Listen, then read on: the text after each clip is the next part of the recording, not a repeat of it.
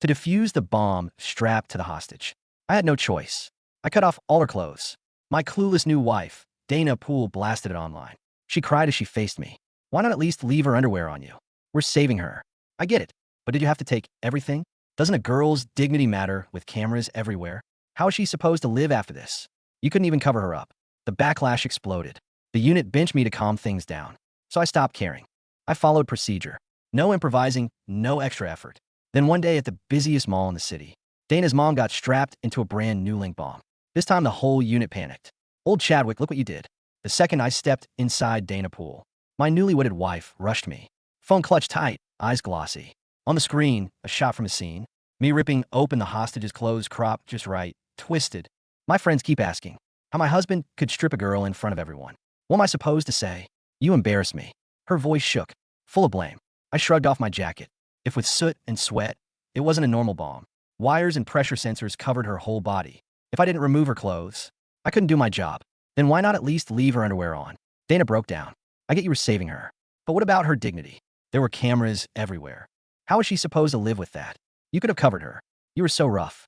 No care at all. I looked at her exhaustion, hitting hard. Didn't say anything else. No point arguing. The next day, I got back to base. Something felt off. Captain Jacob Todd called me into his office. He slammed a stack of printed comments on the desk. Jaw tight. Look at this. The whole internet's calling us violent, saying we don't respect hostages. He lit a cigarette, took a hard drag. Cole, I know how you work. You do things your way. But right now, we're in a media storm. I need you to take a stance. Give the public an explanation. You shoved a blank form at me. Write a statement. Admit your handling was inappropriate. It was excessive. Then go on suspension. Cooperate with the investigation and wait out. I stared at the paper, didn't touch it. I knew exactly what this meant. Lieutenant Ryan Koch, the unit's deputy captain, finally had his opening. Never liked how I worked, always pushing his standard procedures at meetings. A few days later, it was official. Suspension. Pulled off the front line. I went back to my office. Half workshop, half chaos. Custom tools everywhere. Notes on unconventional explosives scattered across the desk. I powered up my computer and started wiping it clean. Research notes, blueprints. Cool mods gone. One file at a time, permanently deleted. I left one thing behind, the standard bomb disposal manual. A week later, the unit packed into a formal briefing. The vibe was tight, heavy. Jacob stood on stage and dropped my suspension. In that loud, polished voice, hammering standard procedure and humanitarian concerns. Like it was gospel. I sat in the corner, face blank. Then his tone flipped. Next, Lieutenant Koch will serve as acting leader of Alpha Squad. Ryan stood, moved his spotless uniform, cleared his throat. He stepped onto the stage, eyes flicking over me. Thanks for the trust. Every op stays inside the rules with humanity. We're disciplined, not savages. We save lives at any cost, but never the hostages. Dignity clean, righteous message received. A few newer guys bristled for me. The longtime guys who'd run missions with me, silent. Ryan's first move as acting lead straight to my station. He tapped my desk, chin tipped up. Lieutenant Chadwick Peregs. All specialized gear in your locker. Gets turned in during your suspension. Here's the key. Empty it now. No effort to hide the contempt. I said nothing. Open the locker. Set out my tweaked tweezers. Custom cutters, mini scope. One by one, he looked pleased. From now on, we stick to standard procedures. Those homemade toys, obsolete. I looked up. Quick question.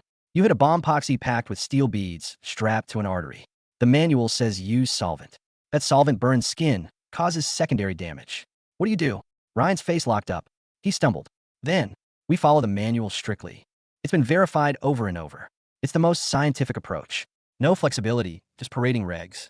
I flashed back years ago, my mentor, Clark Wayne, the Army's master diffuser. He clapped my shoulder. Kid, rules are dead, people are alive. I care about how you think outside the box now. I just sighed. I started coasting. A few days later, a bank flagged a standard Thunderbolt timer bomb. I got stuck on logistics. Seen photos came in. I opened my laptop, pulled the standard Thunderbolt breakdown, and sent it over. One of the senior techs called voice tight. Cole, isn't there a trap in the B2 circuit? Thought you mentioned it. I answered flat. Per the manual, B2 is a standard fuse line. No special notes. Follow procedure. I hung up that day for the first time. I walked out the second my shift was over. I skipped the workshop, no bomb study. Hit the range instead and burned through 5 full mags. Meanwhile, Ryan rolled out this ridiculous equipment verification checklist. In Alpha Squad, 30+ pages. 2. Had to cross-check everything 3 times. Before and after every mission. Then sign off on it all. That process alone tacked on 15 extra minutes before every deployment. The frustration stayed quiet, but it spread. Is Lieutenant Cox serious? By the time he finishes that checklist, the hostages are already gone. Last time at the chemical plant, he stuck to procedure. We showed up 5 minutes late. Almost blew the whole thing. All theory, zero field sense. I doesn't know a damn thing about real ops. Some of the long-time guys came to me on the low looking for answers. I just poured one, a glass of water. Lieutenant Cox, acting lead. We follow his orders. Everything by the book. With me checked out and Ryan stacking bad calls. The squad's response time and win rate took the hit. Jobs that used to be easy, now they were borderline disasters. I knew what they were waiting for. A real crisis to prove themselves. I dropped a long overdue leave request on Jacob's desk. 30 days, full. The second he saw it, his face darkened. Cole Chadwick. What is this? He snapped the paper at my face. It clipped my cheek, sharp sting. The unit's short on manpower. You're asking for this much time off? Trying to defy me. His voice dropped sharp with threat. You're not fooling anyone. This is a tantrum. You think this pressures the unit? He leaned in. Let me be real clear. The world doesn't stop for you. I said nothing. Just pulled a document from my pocket. The unit approved post-high-risk operation. Psychological evaluation report. I laid it out in front of him. Tapped the last line, Captain. It recommends rest and counseling. This leave request's fully compliant. Jacob's face went tight, color draining. He shot me a look, but had nothing to say. Finally, he scoffed, grabbed a pen, and slashed his signature across the form. I turned to leave. Then the door swung open. My wife, Dana, walked in, hooked onto Ryan's arm, smiling. She spotted me, voice dripping sarcasm. Wow, look who it is. Our big hero, Cole Chadwick. What? Running off after one little setback? With nerves like that, how are you supposed to protect anyone? Ryan smirked. Dana, you wouldn't get it. Some people, they're not exactly built for pressure. Not like us. We've had real training. We stay solid when it counts. I didn't even look at them, just kept walking. At the end of the hall, a new guy, Kenny, jogged up and shoved a water bottle into my hand. Lieutenant Chadwick, there's something I probably shouldn't say. He hesitated. That girl you saved, I heard she's the only daughter of Titan Microtech's chairman. Her family pulled every string trying to find you. Even offered a big reward. But Captain Todd and Lieutenant Cox buried it. Gave a small nod. That reward was never theirs to take. I caught a bus out toward North Lake Reservoir, way past the edge of the city. We'd barely cleared downtown when my unit comm started blaring. Jacob's voice came through, all static and urgency. Emergency. Major explosive threat at Worldgate Mall. City center. Multiple hostages. All personnel on leave. Report back immediately. I shut it off. No hosetaschen. Seconds later, my phone rang. Jacob, Cole. Get your ass back here now. I kept my voice even. Captain 1, I'm on approved leave. Due per regs. Suspended personnel aren't allowed at classes scenes. I hung up. I just set up my fishing rod by the reservoir. When Dana called the second I picked up, she lost it full on sobbing. Cole, please come back. My mom, she's at Woolgate Mall. They strapped a bomb to her. My chest dropped. Hey, don't panic. Slow down. What happened? It's her birthday. We were supposed to have dinner there. Then they rushed in and took her. Cole, you have to save her. Aren't you the best bomb tech? Sirens screamed through the line. People yelling in the background. At the temporary command post downtown. The pressure in the air felt crushing. Jacob stared at the bomb schematic on the screen. His face drained. He'd never seen anything like it. Some twisted linked explosive. The red timer kept ticking cold and steady. Ryan stood next to him, gripping a tablet, sweat dripping down his forehead. His standard procedures were a total joke. Now trying to dodge the blame, Jacob angled toward the commander. This setup's way off book. Lieutenant Cole Chadwick's handled weird devices before. Maybe, though he works solo, keeps things to himself, doesn't exactly file reports. He didn't get to finish an urgent report. Cut him off. Commander Rowan. A second link bomb just got found in the mall's central ventilation. It synced with the one on the hostage. Everyone froze. Breath catching. Disable one the other blows. Ryan stepped up fast, eyes locked in. I've got it. I'll use standard procedure to jam the secondary bomb signal, ignoring the long-time guy's warnings. He jumped in anyway. Reckless. Confident. Then it blew up in his face. He tripped a trap the bomber had planted. The main bomb's timer jumped. The countdown sped up twice as fast. Ryan went pale. Silence swallowed the command post. Then a young tech snapped his fingers. Wait, I remember. Lieutenant Chadwick built something called the Phantom. It cuts complex signal links like straight up, severs the logic between devices. It's in the equipment truck. Their last shot. Ryan grabbed it and bolted to the truck, yanking out a silver case. No hosetaschen, no guidance. He activated the Phantom himself. These interfaces don't match the latest standards. The frequency should be set here. He punched in what he thought was the right frequency. Smoke curled out of the case. The core chip fried instantly. Their last shot gone. Time was almost up. The link was still alive. The only tool they had was wrecked. The command post dropped into full-on despair. Rowan didn't hesitate. He grabbed a secure line and called the district's top bomb expert, the master diffuser, Clark Wayne, for remote guidance. The call connected. They ran it down fast. Clark stayed quiet for a beat. With standard methods, the hostage dies. No question. The technique to break that trigger chain. I taught it to one person. He should be in your unit. A pause. Cole Chadwick. The command tent fell into a silence, so absolute you could hear the hum of the server racks. Commander Rowan's eyes slowly detached from the monitor and locked onto Captain Jacob Todd. You suspended him. Rowan's voice was dangerously quiet. The only man Clark Wayne vouches for. The only man who can break this chain. You benched him for an internet PR stunt. Jacob swallowed hard, his Adam's apple bobbing. Sir, his methods were non-compliant. The media pressure. I don't give a damn about the media right now. Rowan roared, the sound echoing off the canvas walls. He turned his furious gaze to Ryan, who was still staring at his own trembling hands. Soot from the fried phantom device smudged across his spotless uniform. And you broke the only tool that could save us. Get out of my sight before I have you arrested for gross negligence.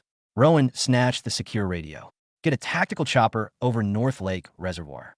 Now, I want Cole Chadwick here 5 minutes ago. The surface of the lake was like glass. I just felt the first tug on my line when the low, rhythmic thud of rotor blades began echoing over the water. I didn't look up. I just slowly reeled in the slack. My burner phone buzzed. Not the unit comms. A direct line. Chadwick. I answered. Cole. It's Commander Rowan. We need you at Worldgate. Now. I'm on leave, Commander. Medical recommendation. Plus, my gear was confiscated by the acting lead. Standard procedure. Screw standard procedure. Rowan barked over the sound of the approaching helicopter. Todd and Cock are out. You have tactical command of the scene the second your boots hit the ground. Whatever you need, whatever you have to do, you have blanket immunity. I'm signing the executive order right now. I watched the black tactical chopper bank sharply, hovering over the shoreline, kicking up a storm of mist and dead leaves. I have conditions, I said, my voice flat. Name them. 1. Jacob and Ryan are removed from the perimeter. I don't want to see their faces, hear their voices, or smell their panic. 2. The new kid, Kenny. He's my second. No one else touches a wire. 3. I need my locker opened and the contents put on my desk. I'll need to swing by the base to pick up my obsolete toys. Done. The chopper will drop you at base, then straight to the mall. Cole, we have less than 12 minutes. I'll need 11, I said, and hung up. When I stepped off the bird at the Worldgate Tactical Zone, the atmosphere was thick with the kind of terror you can taste. Cops were pushing back a screaming crowd of onlookers. News vans were everywhere, their lenses zoomed in on the glass atrium of the mall. I walked toward the command tent, a heavy duffel bag slung over my shoulder. Cole. Dana broke through the police line. She looked unhinged. Her makeup was streaked, her designer jacket wrinkled. She lunged at me, grabbing my tactical vest. Cole, please. It's my mom. You have to. I didn't break stride. I just kept walking, dragging her along for a few steps until she stumbled and let go. Cole, say something, she shrieked, tears pouring down her face. Why are you acting like this? That's my mother in there. I stopped. I turned my head just enough to look her in the eye. I'm not built for pressure, Dana. Remember? I'm just here to follow the manual. She recoiled as if I'd slapped her. Her mouth opened, but no sound came out. I turned my back and walked into the tent. Inside, Jacob and Ryan were being stripped of their comms by Rowan's security detail. Ryan looked like a ghost. When he saw me, a flicker of his old arrogance flared up, driven by pure denial. You can't fix this, Chadwick, Ryan muttered, his voice shaking. The logic board on the Phantom is slag. The secondary bomb is deeply synced. The math says it's impossible. I dropped my duffel bag on the table, unzipped it, pulled out a mess of wires, a soldering iron, a commercial radio transmitter, and a handful of microchips I'd salvaged from my workshop 15 minutes ago. Your math is based on a book written 10 years ago, Ryan, I said, not looking at him. Get him out of here. 2 MPs dragged Ryan and Jacob out of the tent. Rowan stepped up to me. Status? I asked, stripping off my civilian jacket and pulling on a lightweight Kevlar vest. Heavy suits limit mobility. If this thing went off, a blast suit would just keep my pieces in one bag anyway. Target 1 is Mrs. Poole. Ground floor atrium. Strapped to a chair. Target 2 is in the main HVAC intake, roof level. Timer is at 8 minutes, 40 seconds. It's moving fast because of... Rowan cleared his throat. Because of what Lieutenant Cock did. I looked at the schematics on the monitor. It was a nightmare. A daisy chain of mercury switches, proximity sensors, and a thermal trigger wrapped tightly around a C4 core. The bomber had learned from the previous attack. The wiring was woven directly into the hostage's clothing. "Where's Kenny?" I asked. "On the roof. Awaiting orders." I tapped my earpiece. "Kenny, you on?" "Why, yes, sir, Lieutenant Chadwick." Kenny's voice crackled, tight with adrenaline. "Deep breaths, kid. Don't look at the timer. Look at the board. I need you to locate the blue striped ribbon cable connecting the relay to the detonator. Don't touch it. Just find it." "Found it. It's buried under a layer of epoxy. Standard solvent will melt the insulation and bridge the circuit," I said, my eyes flicking over the schematics. "Use the diamond tip rotary tool from my bag. Grind it down, millimeter by millimeter. Tell me when you see bare copper." "Copy." I grabbed my modified, half-rebuilt Phantom transmitter, a pair of ceramic shears, and my custom tweezers. "Commander," I said to Rowan, "kill the live feed to the media, but keep the closed-circuit recording. I want a flawless record of this operation." "Done. Good luck, Cole." I walked out of the tent and into the silent, evacuated atrium of the mall. Mrs. Poole was sitting in the center of the marble floor.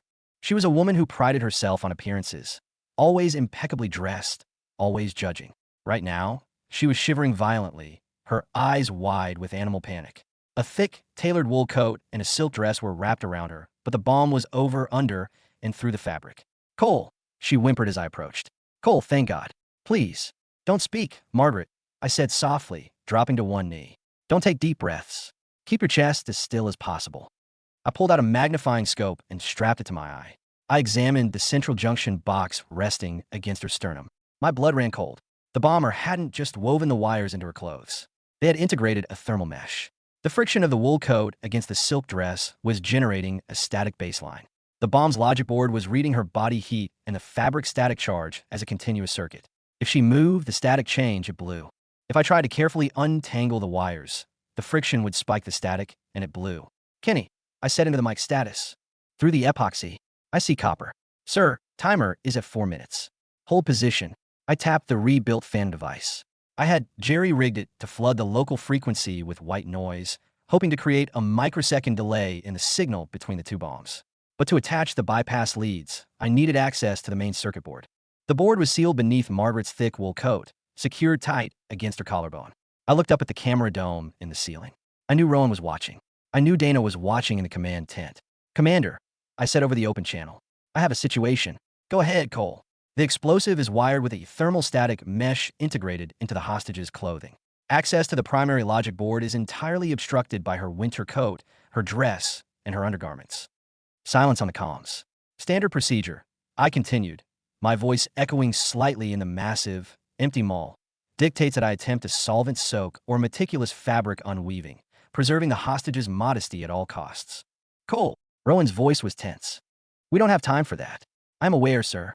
However, doing anything else requires me to violate the Alpha Squad mandate regarding humanitarian concerns and hostage dignity. A mandate my wife, the hostage's daughter, publicly advocated for." In the command tent, I could imagine the color draining from Dana's face. "Chadwick," Rowan barked, "I gave you executive authority. What is the tactical solution?" "The only way to reach the board without triggering a static friction spark is a rapid, catastrophic removal of all obstructing materials. I have to cut everything off her, right down to the skin, in one motion. Leaving anything on, even a bra strap, risks snagging a microwire." Margaret Poole's eyes widened in horror. "Cole, no. My clothes? People will see." "Margaret," I said, my voice dead of all emotion. "It's your dignity or your life. I've been told dignity is paramount." Suddenly, Dana's voice screamed over the comms, having grabbed a mic in the tent. "Cole, stop playing games. Cut it. Cut it off her. Who cares about her clothes? Just save her." I let her words hang in the air for a full 3 seconds. The pure, unadulterated hypocrisy of it felt heavy and final. "Noted," I said. I pulled the heavy, ceramic trauma shears from my vest. "Don't move, Margaret. This is going to be cold." I slipped the blunt edge of the shears under the heavy wool collar. I didn't hesitate. I drove the shears down the center of her coat, severing the thick material, the silk dress beneath it, and her undergarments in one brutal, precise downward motion. Margaret gasped as the cold mall air hit her bare skin. The clothes fell away to her sides, peeling the static mesh back safely. The primary logic board was exposed, sitting bare against her chest. "Timer at 2 minutes, Cole." Kenny yelled. "Applying the Phantom," I said.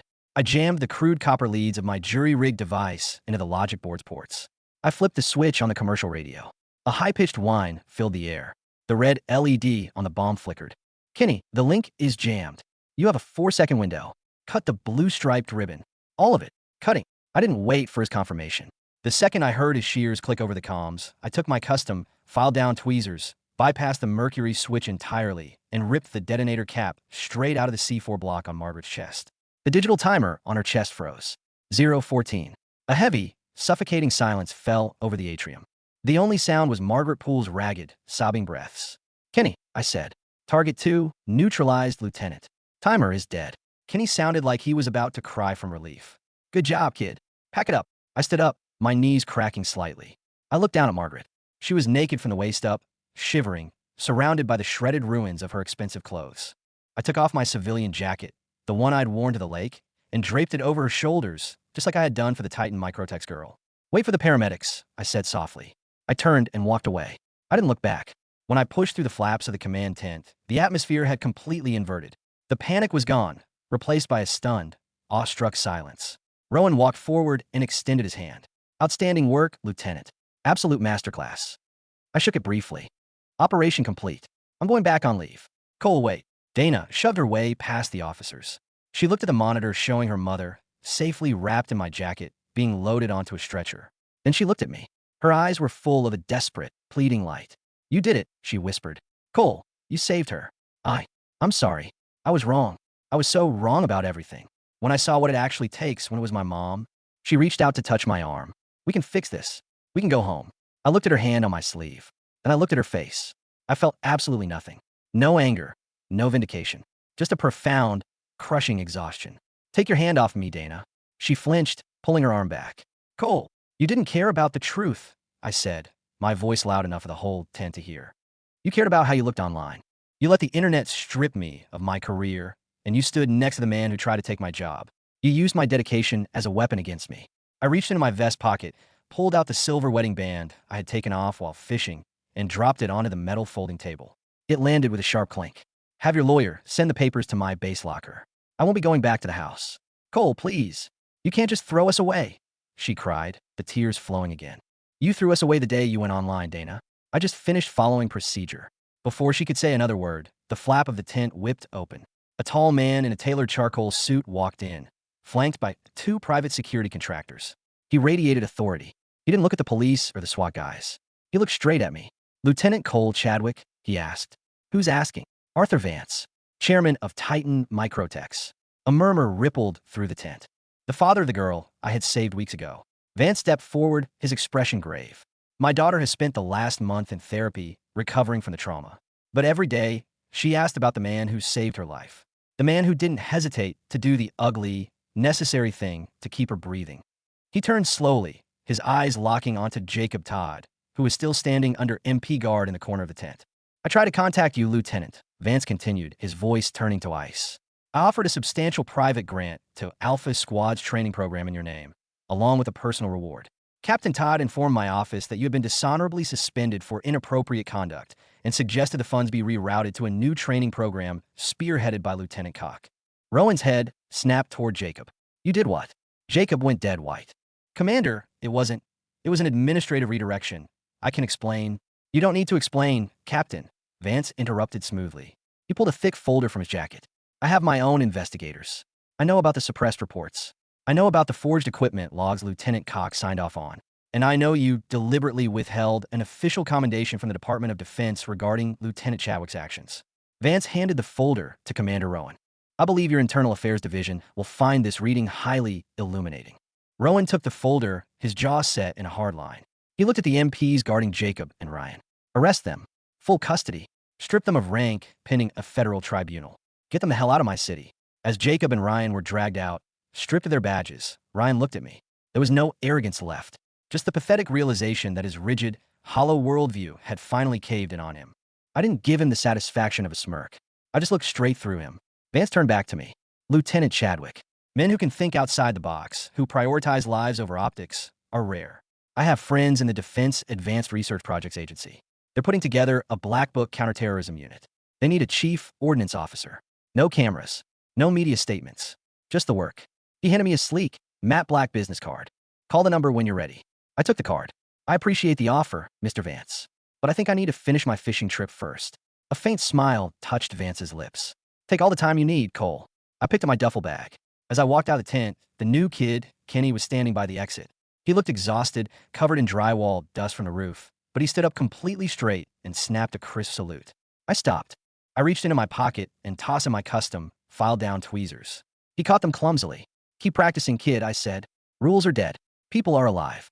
I walked out of the perimeter, past the flashing lights, past the murmuring crowds, and past the reporters screaming for a quote. The air was cold, but for the first time in months, my chest felt completely clear. My phone buzzed. I pulled it out. It was a text from an unknown number, but I recognized the cadence immediately. Saw the mall footage on the secure channel. Sloppy bypass on the logic board, kid. But it worked. "Get your ass to DC next week. We have work to do." Clark. I pocketed the phone, flagged down a passing cab, and told the driver to head north. I had a fishing rod waiting by the lake, and the water was finally quiet.